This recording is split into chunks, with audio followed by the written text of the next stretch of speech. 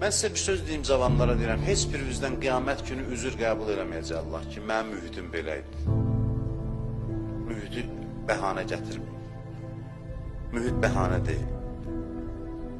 Azad olun mühitdən. Kiminsə mənfi rəftarı sizi xarab eləməsin, əsəbi, inci olmayın.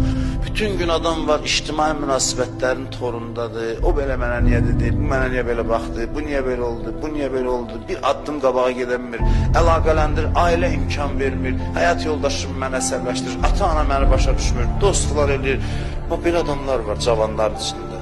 Bunlar özlərini biçarə eləyirlər bu insanlar. Bu aciz, nə qədər adam aciz olsun ki, öz inkişafını bu qədər ictimai amillərə bağlasın. Mən bunu hər şana deyirəm ki, bu gənclər bir övladı kimi adam əsəbləşdirir, doğma balası kimi əsəbləşdirir. Bu kimi aciz yanaşan insanlar.